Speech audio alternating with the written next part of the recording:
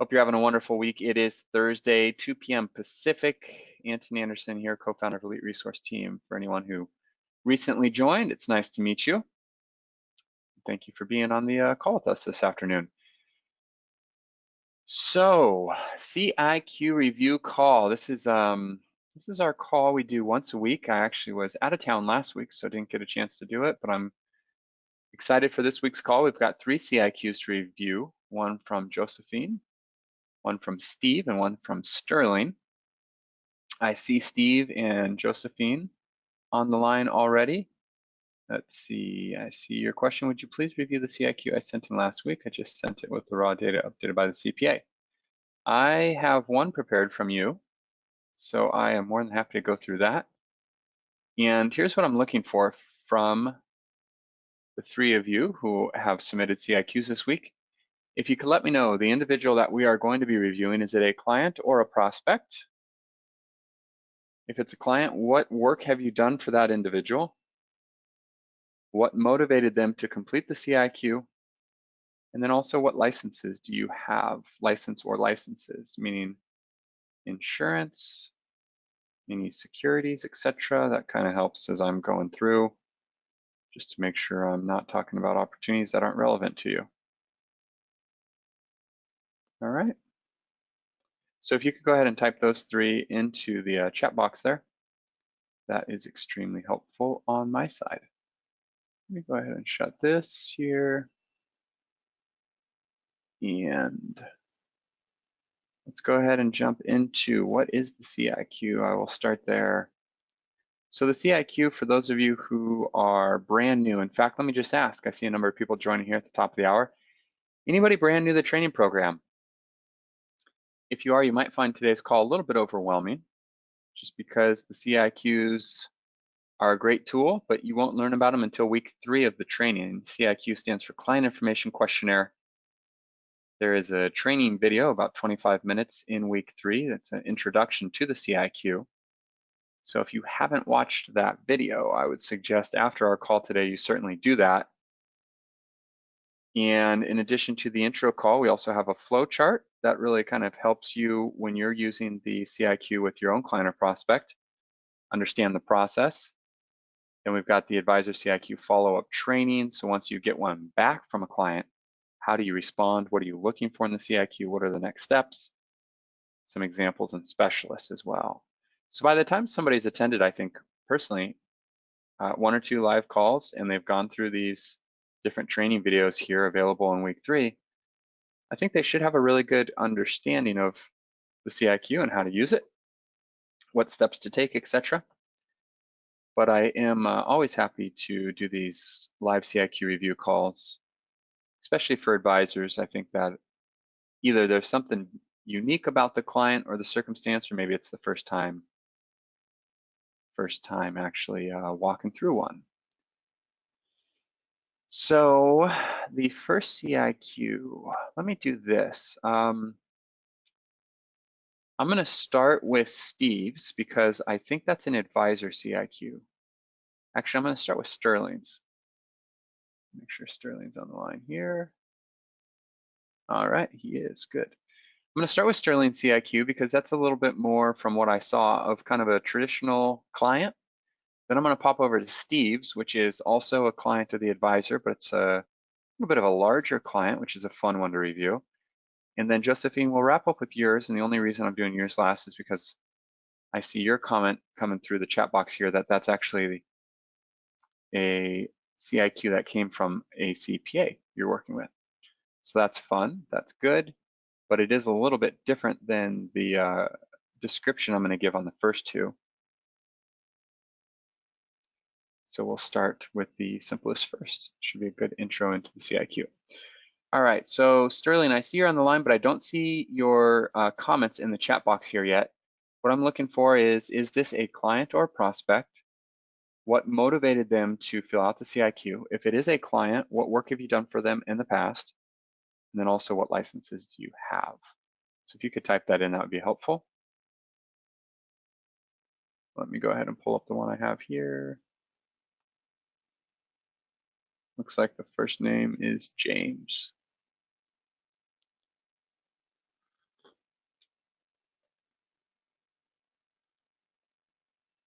And I will start going through this as you're typing in the chat box there. So looks like James is in his 50s, not married, no children, expecting his income to increase.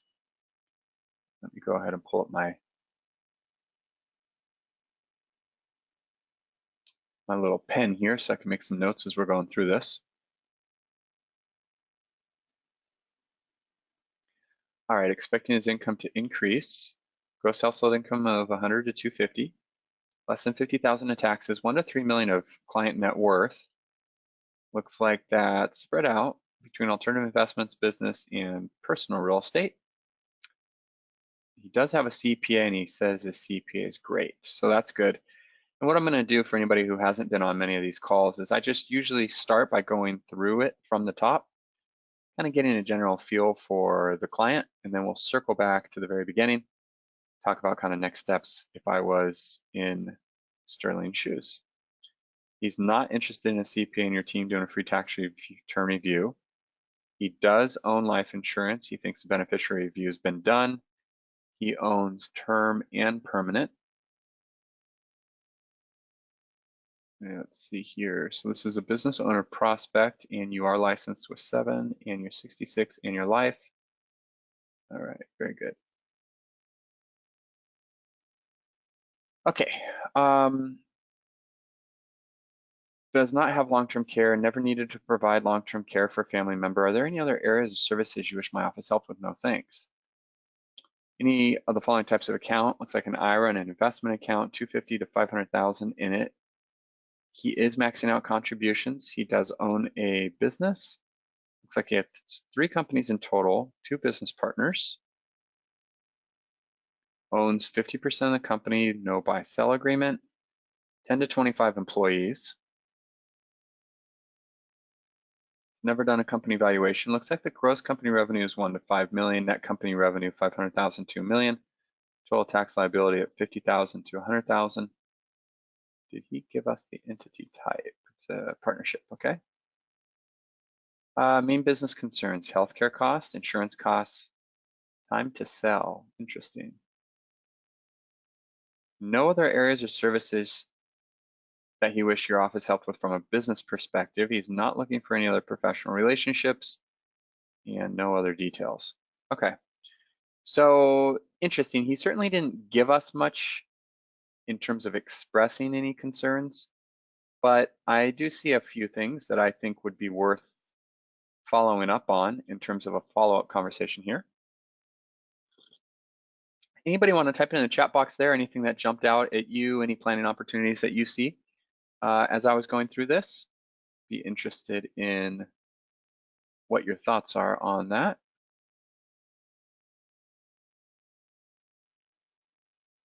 Feel free to type in there. While you are doing that, what I'm going to do is now turn back to the training portal, because what I'd like to make sure everybody has a really good feel for is I want to make sure you know not only that we can review these CIQs, but exactly where to get the information here in terms of next steps as well. So we've got the CIQ flow chart. And if you think about this, basically where this one is the advisor's been in the training. He received the pin for the CIQ. He sent out a couple CIQs, and now he has received one back. So right now we're reviewing the CIQ data and opportunity report. Make sure it's complete. If it has planning opportunities, send that CIQ confirmation email to set up the call. You'll see that confirmation email is in this document called Script for Advisor CIQ Follow-up Email and Call. So that's what I have pulled up here. It's in week 3. It's in the Advisor CIQ Follow-up Training right there. And basically what this document does, the CIQ follow-up script for advisor's client / prospect, it has everything you need in it in terms of next steps. So as I mentioned, as we were looking at this, I think there's certainly some opportunity that I saw that, to me, if it was my prospect, would warrant a follow-up phone call. So what I would do is I'd go to this document and I would copy and paste this email right here. And email basically says, thank you for filling it out. Glad you did. Few planning opportunities that I think my team and I should certainly look at. However, I do have a few questions. So before we get to work, why don't we set up a 20 to 30-minute follow-up call and then proposes a day and a time. So once you do that, that really should be the next step. You're going to go ahead and set up that 20 to 30-minute phone call. That's going to be the CIQ review phone call. And you'll see here's a highlight of what we're looking for. Where's the pain? What are the top 2 to 3 priorities from the client's perspective? And do they have a CPA that we should get an introduction to? So I break down each of those in more detail in this document. Where's the pain? Exactly how to identify that? What are the top 2 to 3 priorities? Do they have a CPA? And if so, here is the exact language you want to use to get the introduction to the CPA. And we even include a follow-up email for you to send this prospect. This prospect's then going to take this email, they're going to forward it to their CPA, CC you on that, and then you're going to respond, and this response is right here. And we even include the phone script for you to use on the phone with this client's or this prospect's CPA. So that's all mapped out for you right there. Now, specifically what I see here and where I would go on this follow-up phone call, there's a couple things we're looking for. Anytime anything represents a planning opportunity, we're going to want to know a little bit more about it. And anytime there's dollar figures given that are a range, we're going to want to kind of nail down. So the first one is increase. So I'd just like to know, tell me a little bit about why you expect your income to increase. What we're looking for is something that's significant. I'm going to sell a business. I just landed a major contract that should increase my revenue by 50%. Family member just passed away and I'm expecting an inheritance. You know, something that represents a plan opportunity. If they're like, oh, I get an average, raise of 1% per year, great, but that doesn't really represent any significant new planning opportunity. Gross household income. So I would just like to ask, where does it fall within that range? We're talking 125, 150, 175, 200, etc. And then I would just make a note of whatever that is. Let's say it's 200K. Same thing with taxes, like to know where that falls. Same thing with net worth, like to know where that falls. So here's probably, to me, there's 2 things that to me jumped out as the most exciting. Let me actually pause and see what people said. Okay, so Josephine nailed one of the things I was thinking. Okay, and I see a couple other people had some ideas. So let me go ahead and keep going and I'll show you. The first thing that I saw that would make me excited is the CPA introduction, right? So when I get to question 10 with this client, I'm gonna ask, tell me a little bit about that relationship with your CPA. How long you've been working together? What's their first name? I see you said they were great, out of great, average, and poor. Why did you say great? Tell me a little bit about why. So you're just gonna make some notes on that. So they do own life insurance, and I know you said this is a prospect, so that means you didn't put this term or permanent in place. So you'd just like to know, how much is term? What are the premiums? What's the death benefit? How much longer on the term policy? Why did he get it? He's not married and he doesn't have any kids. So what's the purpose of that? And then same thing with the permanent insurance. What type? What's the premium? What's the cash value? What's the death benefit? And what's the need? Until you know what the need is, I don't know whether or not there's anything further there to explore. Obviously, if there is an ongoing need, it's always an opportunity to do a free life insurance review. Many advisors already have resources for that. If you don't, we have a specialist in-house, Ashley Tonelli, that can help you with that. But that's always something worth looking at. Let's see, any other services you wish my office helped with? No thanks. So one thing I like to do when somebody says no thanks, especially if they're a business owner like this, I would just say, I saw you said no thanks. And of course, that's certainly fine. I'm just curious now that we're going through this together, anything else come to mind? And I'm not specifically referring to anything to do with financial services. I mean, anything when it comes to tax mitigation, business risk, business expenses. Is there anything else that is a concern that you haven't expressed here? And there may or may not be. Since you are licensed, securities licensed, I think it's always worth asking in a situation like this. They've got 250 to 500,000. So tell me a little bit about these. Where are they invested? Who's managing it for you? Are you happy with that? And if there's any like doubt or openness to it, Sterling, I think it's always worth doing a free portfolio review. You take a look at the fees, you take a look at the risks, and just see if there's anything that this client is potentially being underserved or any areas he's potentially being underserved in. Okay, so then we get down to the business, and this is the main thing. Besides the CPA relationship that kind of caught my attention, this is what Josephine said as well. So 2 business partners, he owns 50%, no buy sell. And because he has a CPA and he said his CPA is great, I'd pause here and I'd just say, so I'm really intrigued by this. You own the company, but you only have 50% of it. You have 10 to 25 employees. You're doing 1 to 5 million of gross company revenue, but you have no buy-sell agreement. So what happens tomorrow morning? Your business partner or partners are on the way to the office and there's a bad car accident. There's either disability or even worse. I hate to say it, but like, what if somebody dies? I mean, what happens to their half of the company? If you don't have anything in writing, would you just get a new business partner, one of their spouses? Does that sound like a business partner you want to have?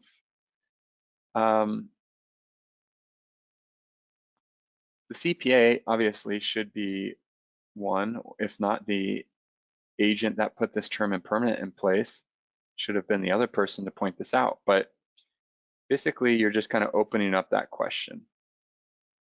And you can say something like, maybe there's something that I don't see here. So this is just another reason why it's important for me to have a conversation with your CPA.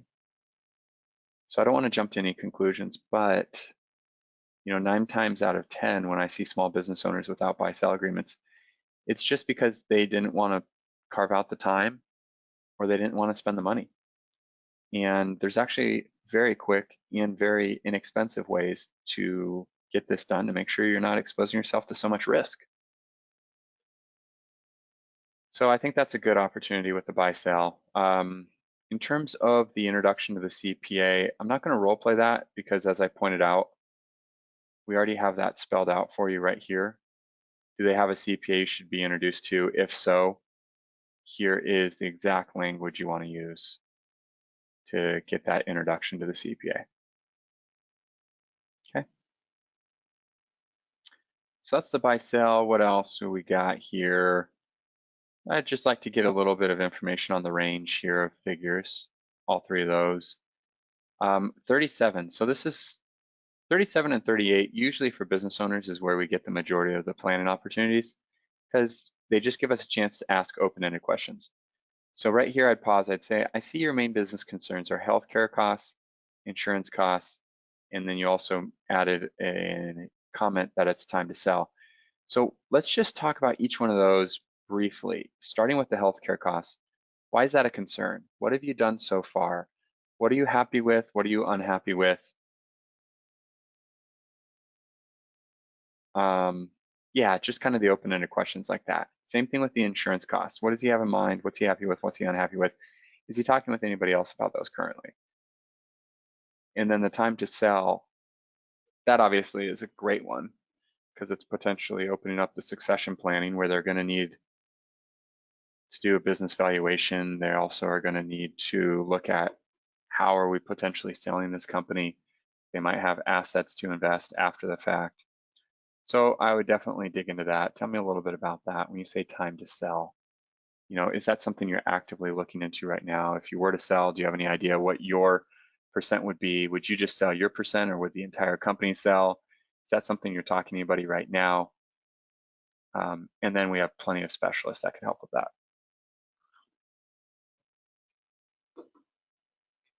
So those are, to me, probably the main 3. From my perspective is going to be the CPA introduction, the buy-sell agreement, the time to sell. You also have the opportunity to do the life insurance review, maybe do the investments review. But really what we want to do is, as we're going through this, just ask all of these open-ended questions. And then when we get to the end, say, you know, I think there's certainly some moving pieces here my team and I could help with. I will have a follow-up conversation with your CPA. We want to make sure we're not duplicating our efforts, or worse, giving advice that's conflicting. But I want to know from your perspective, off of what we've discussed today, or if there's anything else we haven't talked about, you know, what would you say are the number 1, 2, and maybe even 3 priorities from your perspective?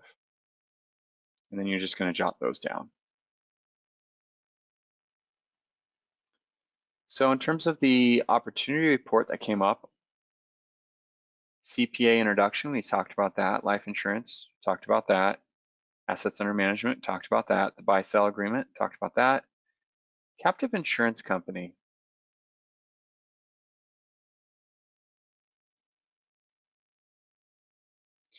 That's possible. Gross company revenue, it depends on where it falls within that $1 to $5 million range. Closer to the 5, the better. And then it's also going to depend on, you know, give us some information on these insurance costs. What's he concerned about there? So that's going to come down to what his top priorities are. It's not really going to do anything to help with the buy sell or help with the sale of the company.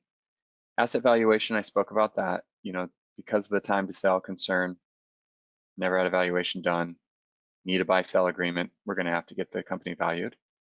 And then the employee benefits review, that's just related to the healthcare costs and the insurance costs.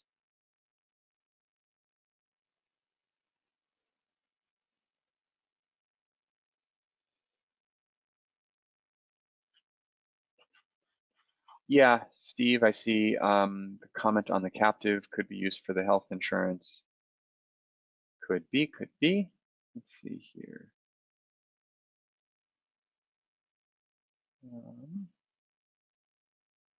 Lots of good comments.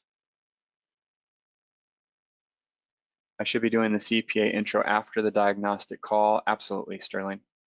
Yep. So the CPA introduction should just come as a natural part of this diagnostic call. Yep. And you'll see both these documents here. So this flow chart will kind of help with that. And then this scripting will certainly help with that.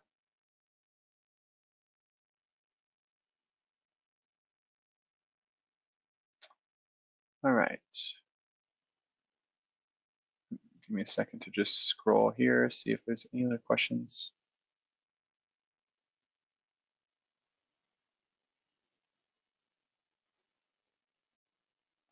Okay, good question, Sterling.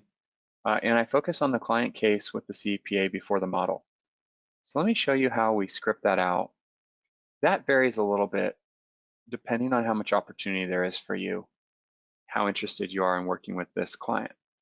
In this scenario, because it is the client, it's a prospect of yours, meaning you haven't done a lot of work with them, and it's a good small business owner, there's quite a bit of work there.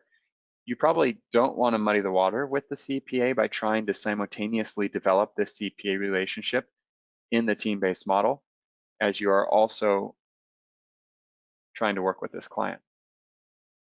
If the prospect was already a client and there really wasn't much more work you could do, then you just go full steam ahead with the CPA introduction using the meeting number 1 scripting in week number 5. So that's the only distinction to kind of make. Now, in terms of your follow-up conversation with the CPA, here's the script for it. You'll see it's very short. It's basically 3 paragraphs. Ultimately, I think the bigger opportunity is to plant the seed with the CPA at this point. You'll see we do that in this language, but to also have the opportunity to close the business with this client. So here's the 3 paragraph scripting for the call with the CPA. You're basically introducing yourself. You're planting the seed about the team-based model, suggesting perhaps it'd be worth getting together for lunch at some point down the road. You're acknowledging the CPA's relationship with that client, talking about you and the team and some of the work you're going to be doing with the client. You'll loop back with them before you present anything to the client. And that's basically it.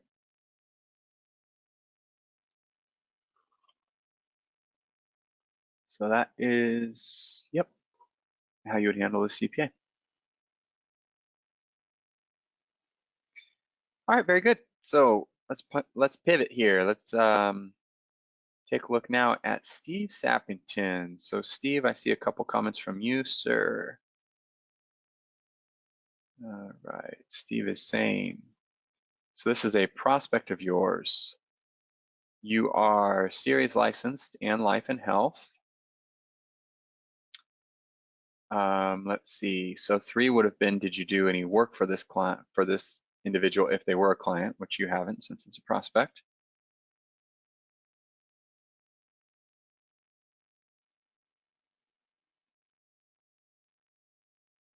Let's see, so you brought an R&D tax credit specialist to the CPA. In your meeting, you found that the prospect had about 500K in savings. Nice, man. And wants to start saving for retirement. Only work done so far is you met with the CPA and then today's CIQ call. Okay, good. Good. Let's take a look. I also know you sent over a copy of the 1040 tax return for the client. That was redacted, so I have that on kind of a dual monitor screen that I can bounce over to. It was helpful to provide me a little bit of context, but for the purpose of this call, I'm going to focus on the raw data here. So the client and their spouses, let's see, clients young 50s, spouses young 60s. There are 3 adult children, 33, 30, 23, expecting the income to stay the same. Let me just go ahead and pull up my little marker here.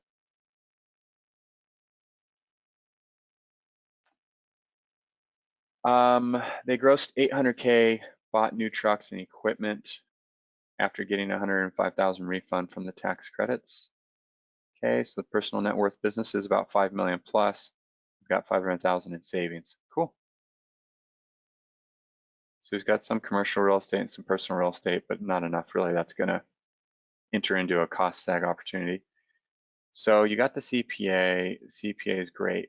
Now, Steve, you said you already spoke to the CPA, but this is an advisor CIQ. So this is a prospect of yours. You use the advisor CIQ. Did you know the CPA before this client, or did you get introduced to the CPA from this client? If you could fill that out, that'd be helpful.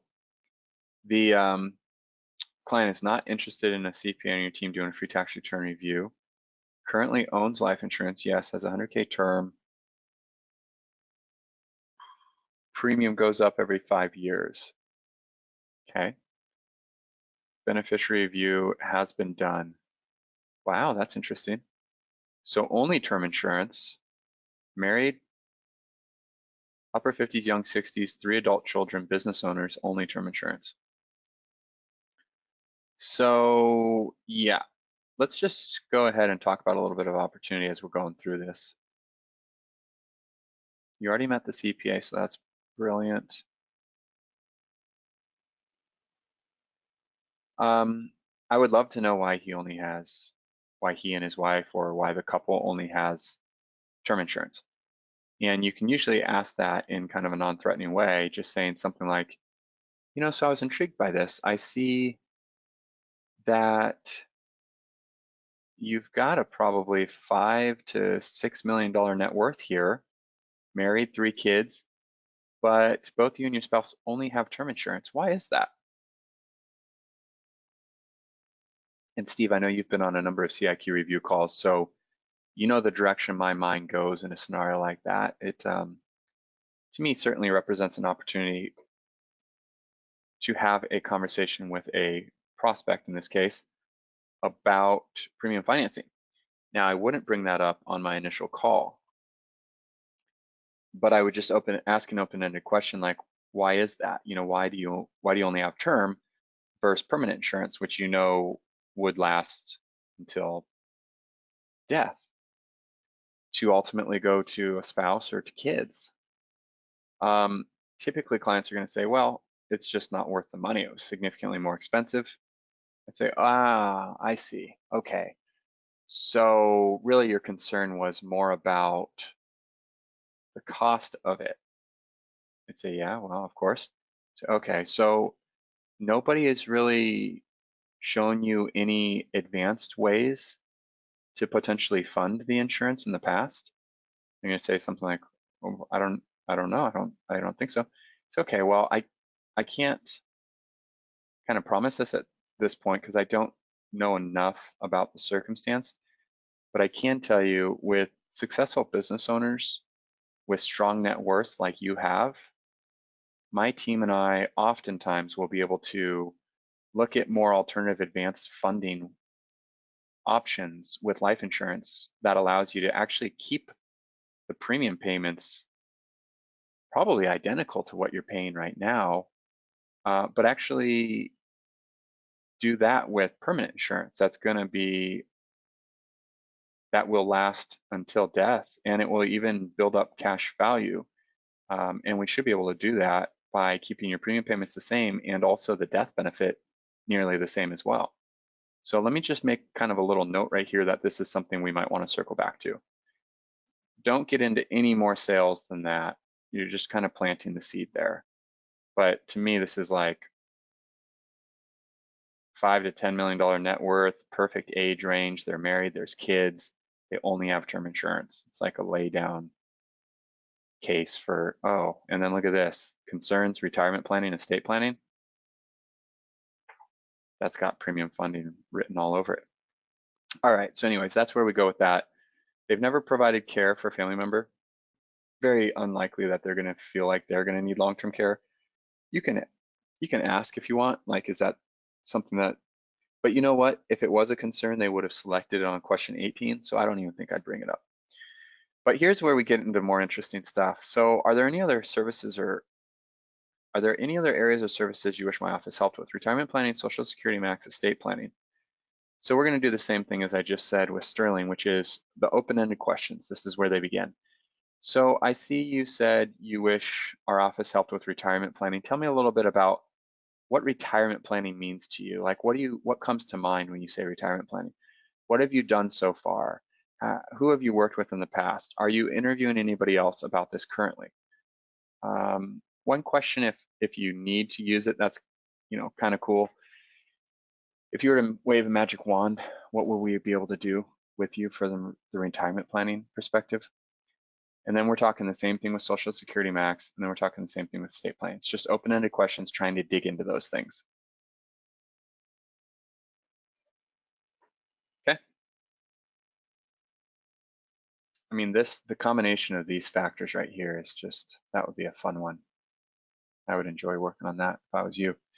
All right, so they do own a business, one company, it's an S Corp. 51, okay, one business partner, I remember this. So we've got the wife owns 51%, benefit of a female-owned business from a tax credit perspective, and then we got the husband. So they don't have a buy-sell, but they are married. You know, becomes significantly less relevant because of the marriage. So I think unless they brought it up, I probably wouldn't explore that further. They've got 17 employees. What else do we got here? We've got $500,000 in a checking and savings. So there's savers, that's good. What was the gross company revenue? Between 6 to 7 million. Expects 2019 to double. Wow. Man, we got a lot of planning opportunity. Why? What's happening where the company's growing 100% in 1 year?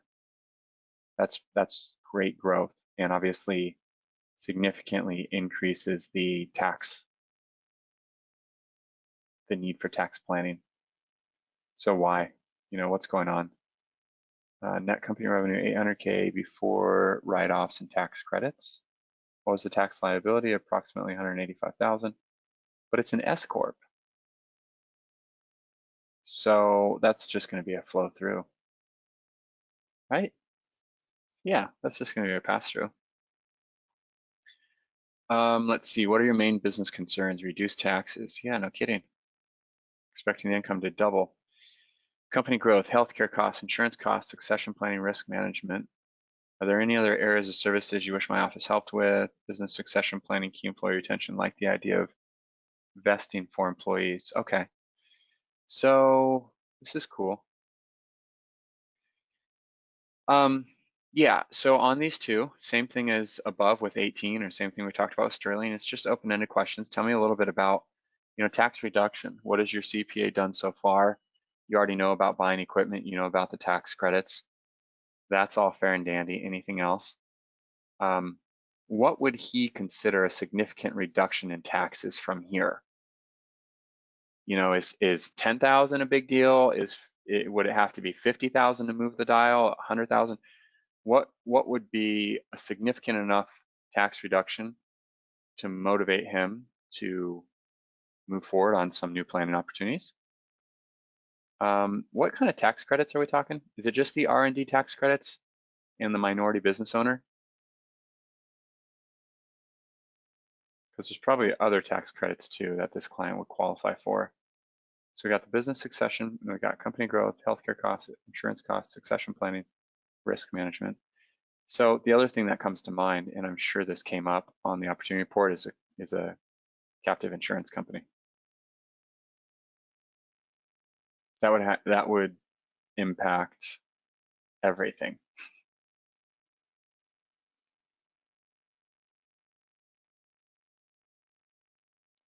Are you currently looking for any other professional relationships financial planner?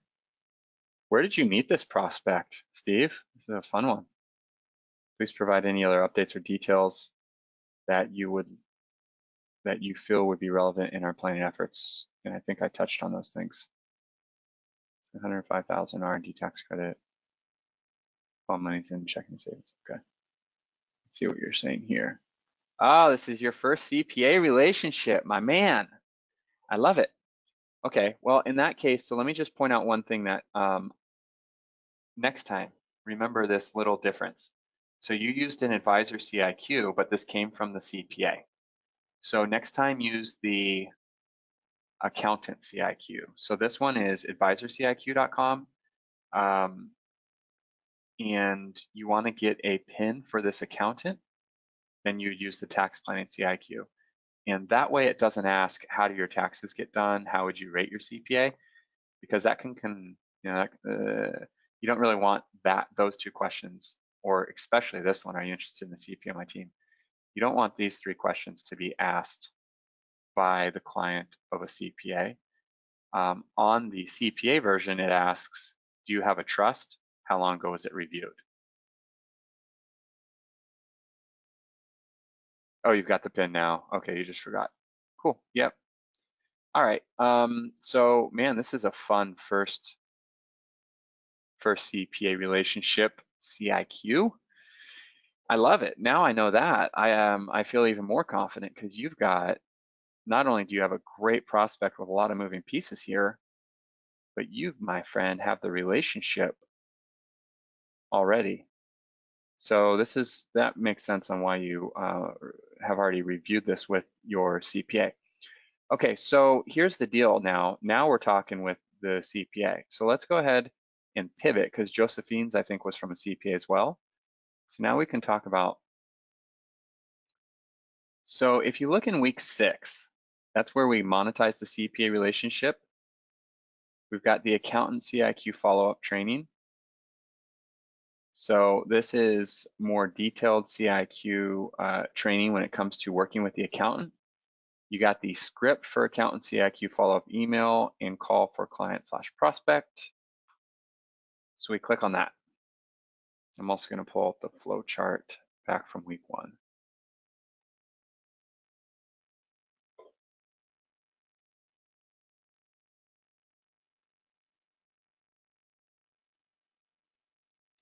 So week 1's flow chart, the last page of the flow chart, you will see is the section that you can share with the CPA. And Steve, I would certainly encourage you to do this, because what you want the CPA to feel is you're leading this relationship. This is your process. Yes, they're a critical part of the team, but they need to follow your lead. So you obviously went through the first parts. You met with them 1, 2, 3. You got the CIQ. You sent out the CIQ. Now we're doing this initial review of the CIQ and the raw data. You already did that with the CPA as well. And then right here, gather details with accountant and prioritize the top 3 strategies. I am going to strongly suggest you do not let the CPA dictate or determine the top 3 strategies based on the number of moving pieces. First of all, they said they're looking for a financial advisor. So you already got like, I mean, what else do you want? They also said they're concerned with retirement planning and estate planning and social security planning, okay? But here's the other thing, 37 and 38, we really want to ask some open-ended questions with this client, as well as about this term insurance. But we'd like to hear from a client like this, what is this client's top 1, 2, and 3 concerns or priorities? Because there's so much opportunity here, like you're probably looking at 10 different potential planning needs, and you don't want to guess what the client's priority is. You want to be able to ask the client. And the fun thing about a case like this is you can say, you know, there's a lot of moving pieces here. It's not unusual at all for a successful small business owner such as yourself. However, what I want to make sure we do is, 1, we don't try to eat an elephant all at once, and 2, we don't try to dictate for you what your priorities are. So I'd like to understand from your perspective, and this is at the end of the call, you know, everything we've gone over today, what from your perspective is the top 1, 2, and 3 priorities? And that doesn't mean like the name of the strategy, but that could be something like, well, I'm really concerned about tax reduction. My business is doubling in size. So tax reduction is my number 1 concern. Okay, perfect.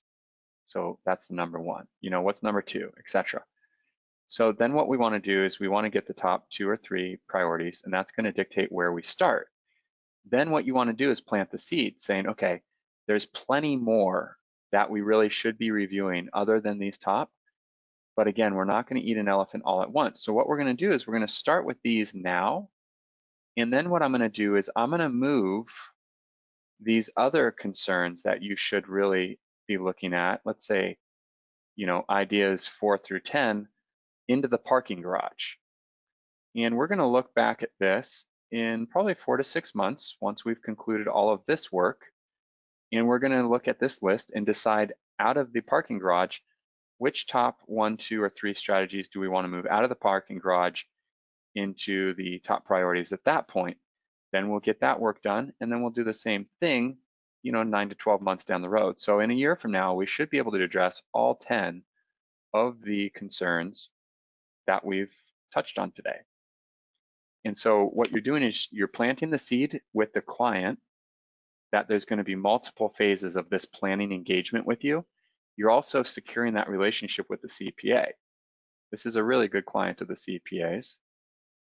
So now the CPA is like, wow, I'm tied into this relationship with Steve, because now we've got multiple things we're doing, not just one transactional relationship.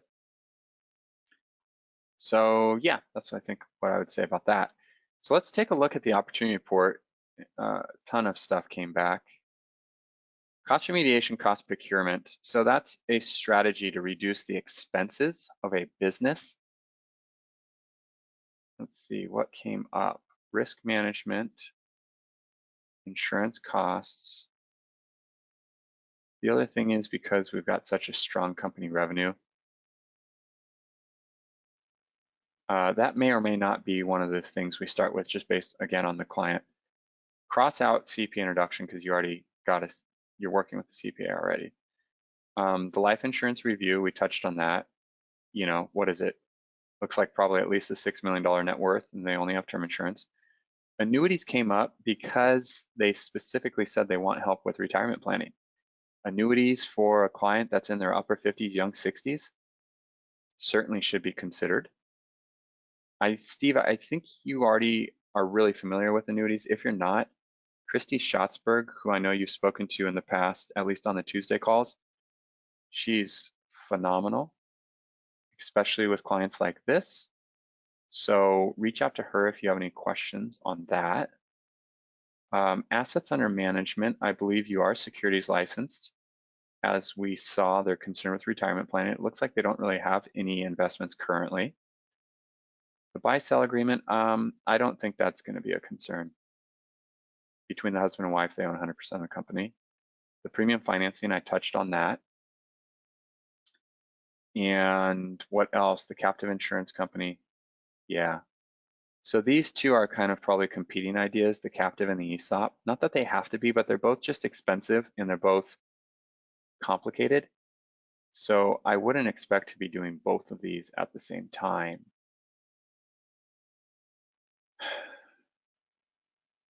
Either of those strategies would address a number of their concerns they express from the business perspective. So I don't think I can point you in one direction more than the other until you have the follow-up call with the client. And again, you understand the client's top 1, 2, or 3 concerns. Once you have that follow-up call, and that the CPA should absolutely be on that follow-up call with this client. Once you have that call, then feel free to have another CIQ follow-up review call like this if you want. And then we can get, I think, a little bit more specific. I lean towards the captive based on the numbers that I see there. But again, I would need to understand more about the client's priorities. And you know, we've got a great captive specialist on the team if you don't have somebody that you've worked with in that regard. Same with the premium financing. Then on the estate planning side, you know, when you ask these open-ended questions about the estate planning, what have they done already? Are they working with anybody else on that? If they're not, then just say, okay, no problem. We've got a great estate planning specialist we can absolutely bring into the mix. Let's just make a little star there. And when you say we, you should say something like, let's say the CPA's name is Jane or Joe, whatever the CPA's name is. Make sure you're always presenting this to the client like you and Jane or you and Joe are on the same team. So like, I would say something like, okay, no problem. Joe and I have a great estate planning specialist, so we'll make a star next to that. We'll be sure to come back to it if it's one of the priorities we agree to. Does that make sense? You know, Joe and I have a specialist. Joe and I have someone on our team. Joe and I will look into this. Joe and I will discuss that and get back to you. What else? Yeah, I think that's it.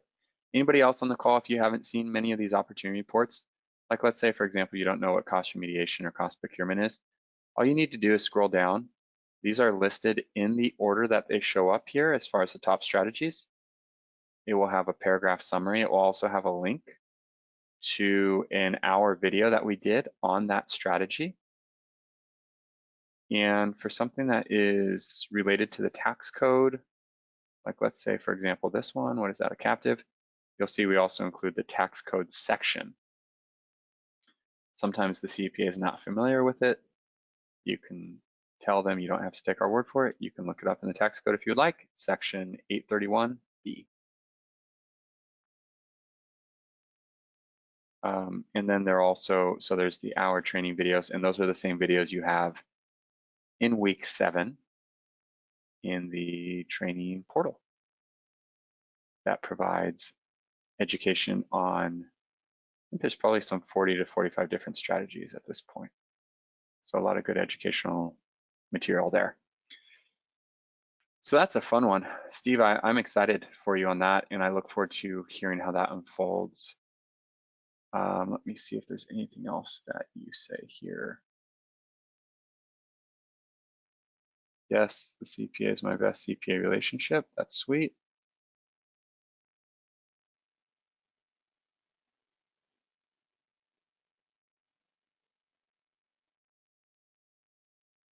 Oh, they lost their insurance when they moved and they didn't get the premium notices. So he's a little hostile towards insurance companies. Yeah, make sure you're prepared for that one before you get into the discussion. you know, you can absolutely say, yeah, that's one of the reasons why we always look at advanced planning strategies or advanced funding strategies for the insurance policies, because a lot of times the insurance companies, you know, don't go the extra mile, you know, whatever you want to kind of summarize there.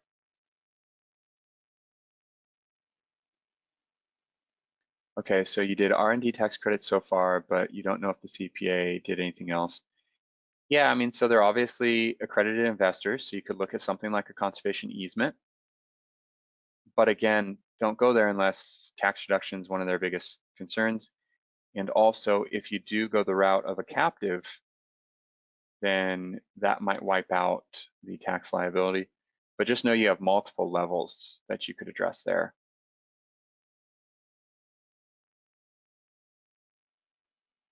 So you've met with the CPA once and the clients once. Does the next client meeting need to be in person? No, you could do a follow-up phone call just to review the CIQ. That would be no problem. Personally, if you're comfortable with technology, I think it's good to do a Zoom meeting. So they're seeing your face, and whether or not they share is up to them, but at least they're seeing your face, and also they're seeing your screen. So that way you're kind of taking notes.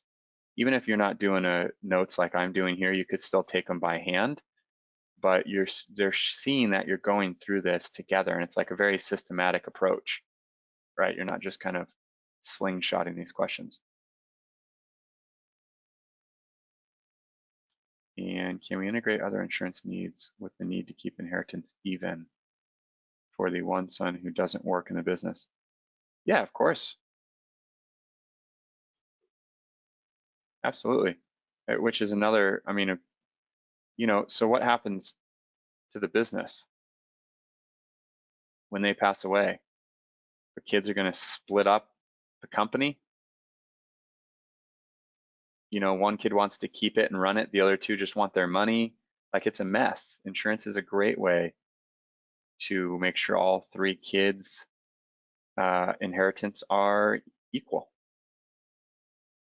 dollar-wise, not necessarily what they inherit, like the asset, but the dollar. All right. Let's see if there was any other questions on that. Nope, don't see any others. All right, perfect. Let's pivot now to our last CIQ. And as I'm doing that, I want to kind of pause for a second. I see we've got about 20 people on the line here. Are these helpful? Are you finding the first two CIQ reviews helpful here? Is it interesting to kind of see what's coming from advisors, clients, and prospects, CPA relationships?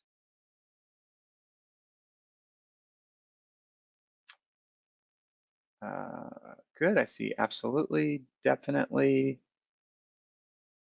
Good, yes, okay. And I know sometimes, it's a lot of information. Obviously, all of these calls are recorded. If you've attended past calls, you've heard me say that multiple times, but they are all recorded. We usually have them posted within 48 hours, sometimes quicker. You just go to week 8 webinar recordings right there. You'll see all of the past webinar recordings, whether it was a Q&A call or a CIQ review call. All right, let me pivot here to the last one. Okay, so Josephine, I see the same issue. I see, let's see.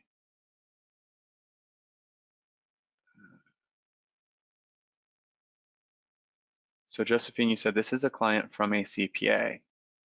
So in that circumstance, again, much like Steve, you want to use the accountant CIQ rather than the advisor CIQ. The advisor CIQ, really the key difference to think about here is the advisor CIQ just acts as a tool to not only ask the questions, but to also lead to a CPA introduction. But since you already know the CPA, Josephine, you want to use the CPA version. Let's start going through this here. And since we've already kind of run through 2 of them, I'm just going to start by spitting off some opportunity that I already know. I mean, look at the income. They expect their income to increase and they're making $500,000 to $1 million a year. Automatically, when I look at the follow-up flow chart, I already know, let's see, if CIQ has plan opportunities, send CIQ confirmation email. So automatically, I already know this is worth a follow-up phone call. Anybody who's making $500,000 to $1 million a year, Doesn't matter what else is on that CIQ, I already want to have a follow-up phone call with them. Now, again, I'm looking at the advisor follow-up because I thought it was an advisor CIQ, but since it's an accountant, here's the accountant follow-up conversation script for you, etc. It's very, very similar. You're still looking for the same thing. Where's the pain? What are the top 2 to 3 priorities? Obviously, you're just not trying to find out, do they have a CPA? And if so, should you get an introduction? All right, so I'd like to know, they expect their income to increase. Why? By how much? The income is 500,000 to $1 million. I'd like to know where it falls within that range. Since you know the CPA, you can get that number from the CPA first. Same thing with the total taxes they paid, you can get that number. Try to get this number from the CPA. What is the net worth? Now, the CPA likely, if they're like 95% of CPAs out there, they're gonna go, yeah, I don't know. I would estimate, based on the amount of commercial real estate and based on the revenue of the company, that maybe it's maybe somewhere around 12,000, 12 million, I mean. They said it's more than 10 million. So maybe 10 million, maybe 15 million. Bottom line is most CPAs, this is an A-level client for this CPA.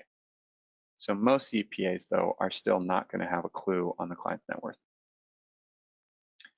And if they come back and they say, I'm not really sure, probably maybe somewhere between 12 to 15 million, I'd say, interesting. So let me pause and ask this. Would you consider this an A client of yours? And they're going to say, yeah. Say, okay. But even though they're an A client, you don't feel like you have a really good handle on what the client's net worth is? No, I don't. So how do you know whether or not they should be doing any estate planning, right? Because if they're like right around that 10 to $11 million net worth range, are they in that estate tax? Are they not? Actually, you know what? It doesn't even say they're married, so they obviously already are way over it. But the point is, you want to kind of, twist the knife a little bit, because you want to help the CPAs realize they need to have better relationships with their clients, especially the A-level clients. All right, so the client's net worth, it's 5+ million in commercial real estate, $1 to $5 million business value. What's the value of the business? And tell us about this commercial real estate. Is it one property? That's a massive property. Do we have multiple properties? If multiple, what's the value of each one? Yeah, we want to just get a little bit of a better breakdown of that 5+ million in commercial real estate. They own insurance, beneficiary review has been done, it's permanent insurance. So I'd ask the CPA, tell me a little bit about this. Why do they have insurance? They're not married and there's no kids. So why do they have it? Any idea of how much permanent insurance is on that? And do they know who put that insurance in place? Okay, are there any other areas or services you wish my office help with? Man, Steve, you got a good one. Josephine, you got a good one here. So again, this is coming from the CPA. Any other areas or services you wish my office help with? Retirement planning, Social Security max, stocks and bonds, estate planning, commercial insurance. So question 18, Josephine, much like Steve's, because the client is saying these are their concerns and this is what they wish their office helped with, you need to have a follow-up call with the client and the CPA. And on that call, you're going to start asking some open-ended questions. For example, tell me what you've done so far when it comes to retirement planning. What does retirement planning look like to you? Are you talking with other professionals at this point? In an ideal scenario, what would your retirement plan look like in 12 months from now? So we're just kind of trying to ask some open-ended questions, get some more details on all of these 5 things they listed here. So they've got some type of investment, over $1 million in these accounts. So where are they managed? Let me see, are you licensed? You currently have your life insurance and real estate, and so your securities licensed as well? Okay, you're not securities licensed, no problem. So what you wanna do is still ask about these investment accounts. Where are these managed? And how happy are they with that? You're not securities licensed, so you yourself are not going to do like a free investment portfolio review, but you can say, if they're not expressing like a tremendous confidence, because it's interesting that they say they want help with stocks and bonds, they want help with retirement planning, but they've got over $1 million in either a IRA, 401k, or an investment account, maybe a combination. So I'd say something like, what I would suggest is, given that you want some help with stocks and bonds, you've got over $1 million invested, we should probably, and again, we, meaning your CPA and I, so like let's say the CPA's name is Allison. Allison and I should talk with a specialist on our team who manages investments. And what we could do is make sure they'd be willing to do a free investment portfolio review for you. There'll be no charge, but we want to just really make sure that those investments are, in a place that's in line with your risk, your goals, as well as you're not being overly charged, because there's a lot of accounts that we see that are just either inappropriately invested or overly charging the clients. So something like that.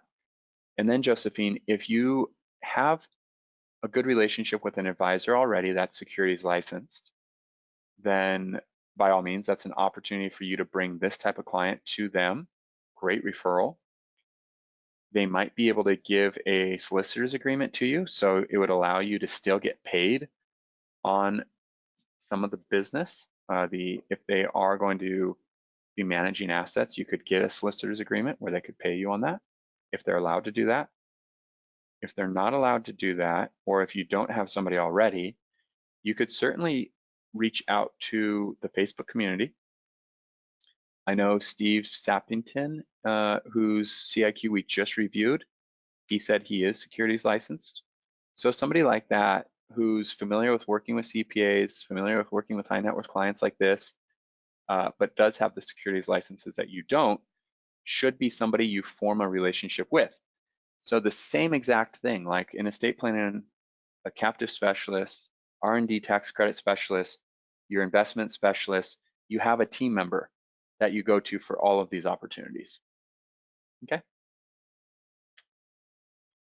Let's see, they are maxing out the contributions. They do own a business. They have 10 companies in total. Okay, so real estate investing, that's why they've got $5+ million of real estate. So each of these companies is probably holding a different property, which suggests that they have 10+ properties. Okay, so it's an LLC, which is pretty common with real estate. No business partners, less than 5 employees, real estate investment, 10+ million of gross company revenue, 500 to $1 million of net company revenue, less than $1 million, less than 50,000 of tax liability. So these might be flow-through entities. You can have an LLC that's elected to be taxed as an S corp. So it'd be a flow-through. So just ask the CPA the tax election that the LLC has. But now we look at all these concerns, 37 and 38. This is like Stevens, except even more. So what are your main business concerns? Reduce taxes, company growth, healthcare costs, insurance costs, succession planning, business financing, risk management, business expenses, and then pretty much a similar list in terms of what they're looking for help with from the CPA. So these are just open-ended questions. It's going to take a few minutes to get through each of them, but it's really important because what you're ultimately, again, what you're looking for is, this one's got like 10 to 15 different concerns and strategies. What you're ultimately looking for, again, is what is the top 2 to 3 priorities. And if we can list them, that's really helpful. And you'll see that language scripted out for you. So don't feel intimidated by this. Where's the pain? And then what are the top 2 to 3 priorities? We kind of give you that exact language to use right there. So let's see, did I go back to the old one? Is this the right one? Here we go. All right, so you're gonna walk through each of those. You're gonna get Actually, don't ask this until you also ask about this, 39. Are you currently looking in for other professional relationships, estate planning, attorney, banker? So I would just ask, what are you looking for in each of those professionals? And do they have anybody that they are currently interviewing? And then make sure that between you and the CPA, you have somebody on your local team for each of these. Even the estate planning attorney, it's good to have a local estate planning attorney. It's definitely good to have a local commercial banker, a local general business attorney, local payroll specialist. Yeah, and I know in the training I go through some other local specialists. So you can think about local specialists as in somebody you want in your community. And then you can think about global specialists as in the specialists that we bring to the table. You don't have to use them, but if you need somebody like an advanced tax planning attorney, then we have somebody for you on a national level. Yeah, this is obviously really fun. And then you're going to have a ton of opportunities here. So let's just go ahead and make some comments on this. So the cost segregation that came up because of all the commercial real estate they own, the cost remediation, cost procurement came up because they said they've got these concerns over reducing business expenses, right? Business expenses right there. Tax return review. So tax return review and the CPA introduction, you kind of just want to cross out because you already have a relationship with the CPA. These came from the CPA, and you're doing a tax return review with the CPA. CPA introduction. Life insurance we talked about. Annuities we talked about. Assets under management we talked about. Premium financing we talked about. Captive insurance company. Employee stock ownership option. So this fact pattern overall was pretty similar to the one that Steven saw, and in which case you're going to see a lot of these same strategies kind of pop up. Any of them you're not familiar with, again, you just scroll down, take a look at the summary paragraph. You also have the link to the hour training video. You also find that same video in week 7 of the training portal. What else? Since this came from a CPA, if the CPA wants to see any of the training videos on these strategies, we also have the accountant training portal, right? If you're not familiar with that, make sure you get your CPA, the accountant support portal. We don't charge for that, so they can have access to this for free. They have all of the 60-minute training videos, so they can go and watch any of these training videos for free. We also have the accountant Facebook community, so they can go into the accountant private Facebook community and ask any questions that they have to other accountants working in the model. Let me go ahead and take a look at any questions.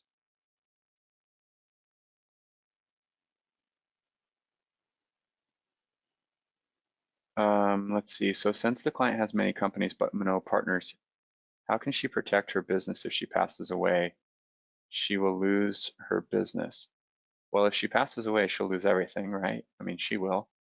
She is not here. How can she protect her businesses?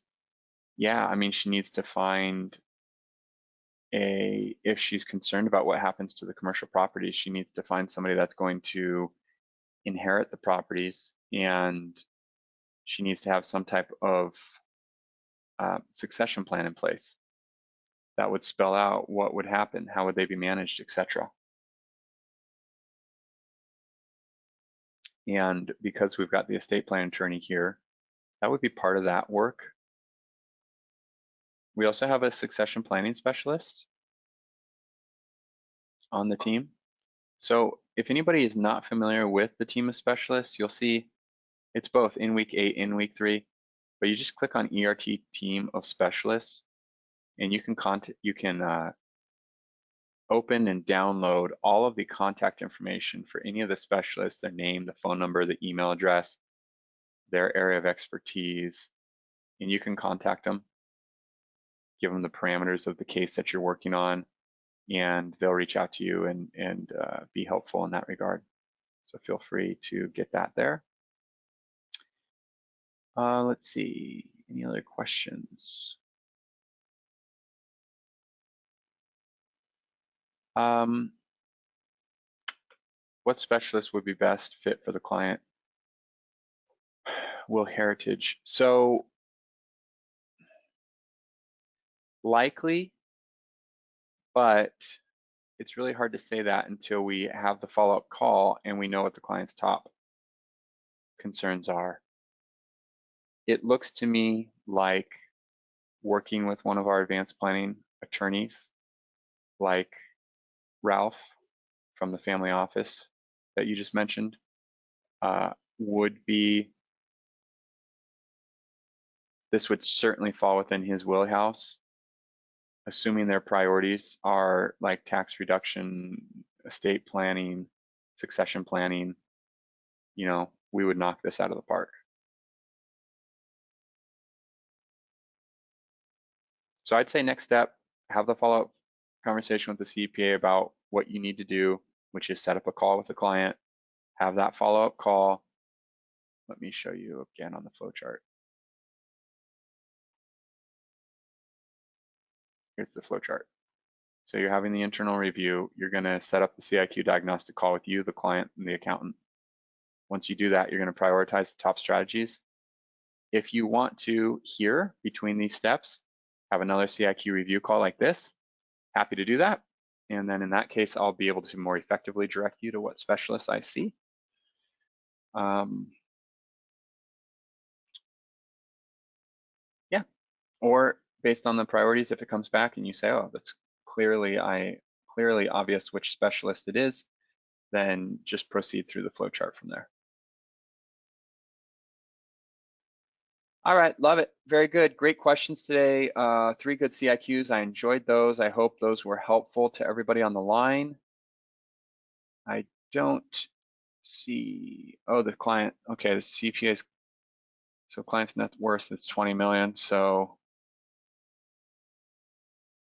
yeah, that to me falls into the category, Josephine, where I would say, I think Ralph would be a great specialist to work with on this. You know, that type of net worth of a client, this many moving pieces, a lot of properties. Yeah, I think that'd be a good specialist. And if you don't know his information, his contact information's on that ERT specialist sheet. Very good. Thanks, everyone. I see a couple people saying they're listening for the first time.